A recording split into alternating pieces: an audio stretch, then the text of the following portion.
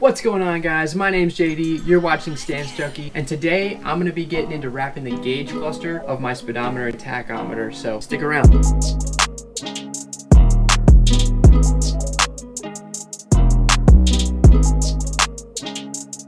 Talk about getting covered in snow. Can't even see the freaking lugs. Okay, so this was kind of a spur of the moment, last minute decision to do this. I'm just kind of like board and I want to see if this will look good. So I have some of these white accents already going on, but what I'm talking about doing is wrapping inside the gauge cluster. So let's see what kind of tools we need here. All right, so I'm pretty sure you just take this off. So it looks like we got a screw right here and right here. So yeah, I guess it's just 2 screws. They're Torx bits. I'm gonna go inside and grab that and we'll yank this out of here. I'm gonna show you guys a little peep here. I'm so excited. All right, T15 Torx. Okay, should just pull out. Those were not good sounds. All right, let me show you guys what I'm seeing. All right, so once you get those 2 screws out, basically on the back here, you have 2 plugs, one here and one on the other side. You just gotta flip these little tabs up on the back here. 1 and 2. Okay, there she is. All right, let's grab this, go inside. It's starting to get a little chilly out here anyways. Now that we got this off, I gotta go clear a space downstairs.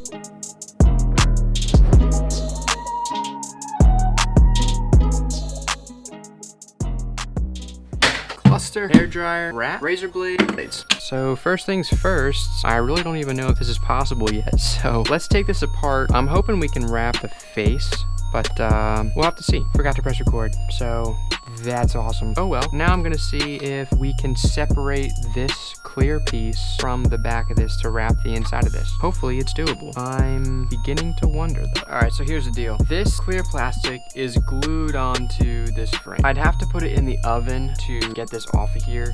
And then if I'm already doing all that work, I might as well paint it. And it's really just too cold right now because the wrap isn't gonna be able to get as good as coverage as I could do with paint. I'm just not that skilled with wrap, to be honest. So what I'm gonna do is, I got some Rick and Morty stickers. I think it'd be cool to have like a little Easter egg in here somewhere, spice it up a little bit. I'm also gonna clean in here because this dirt under these 2 holes really bugs the frick out of me. So I'm gonna clean it up, put a little surprise in there, then I guess that'll be a wrap. This just goes to show that not everything always goes as planned, and that's okay. You know, I really try and provide you guys with as accurate a story with this car as possible, because sometimes it just doesn't work out like you want it to, and that's totally fine because that's not how life is. You can't always be Superman. I like this one the most, I think. This is classic.